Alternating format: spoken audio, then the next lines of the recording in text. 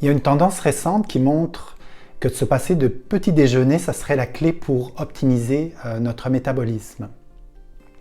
Peut-être que vous avez entendu parler du jeûne intermittent. Dans cette vidéo, je vous explique pourquoi prendre un petit déjeuner peut s'avérer en fait une meilleure stratégie donc, pour votre vitalité et votre métabolisme. Mon nom est Emmanuel, je suis créateur de santé bienveillant et je participe activement à créer un monde en pleine santé en éduquant avec passion, générosité et assurance. Alors tout d'abord, il faut éviter de manger trop tard le soir. Éviter de consommer des aliments, arrêter de manger au moins 3 heures avant l'heure du coucher, justement pour permettre à la digestion de se terminer, de s'opérer et éviter aussi d'entraver le sommeil.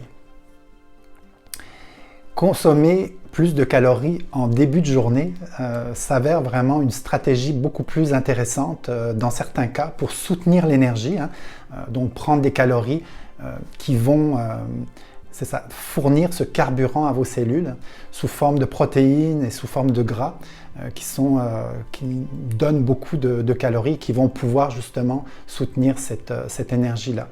Donc on va réserver plus de calories en début de journée et puis un petit peu moins vers la fin de journée. On va également adopter une forme simple, on ne va pas se casser la tête avec le jeûne intermittent.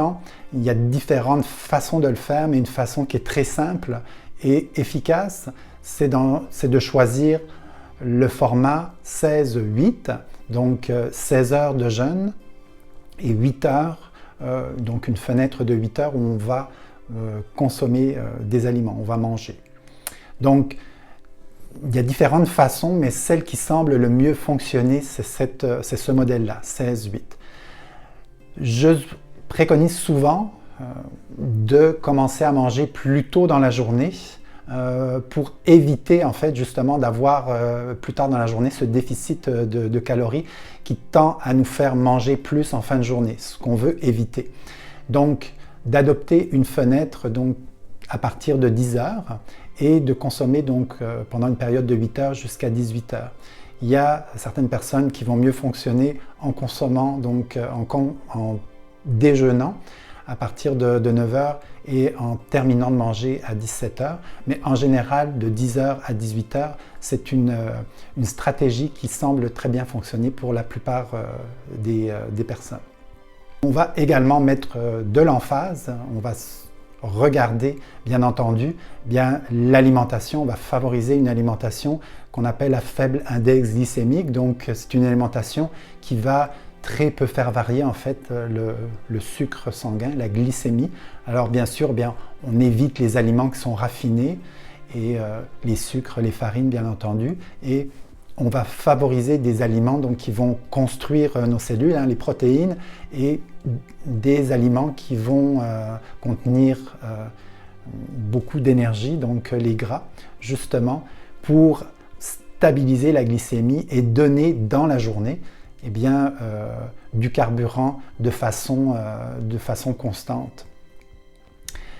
En résumé, donc, pour optimiser notre métabolisme, le timing des calories est important. On va favoriser plutôt en début de journée de consommer donc, des protéines et des gras. Et puis, on évite de se casser la tête avec différentes formes de jeûne intermittent. On va adopter le format 16-8, donc 16 heures de jeûne et 8 heures d'alimentation. Si vous avez apprécié le contenu de cette vidéo, mettez un pouce levé et partagez autour de vous. Et si vous aimez, comme moi, prendre un bon petit déjeuner, je vous propose d'essayer cette recette de pain protéiné et faible en glucides.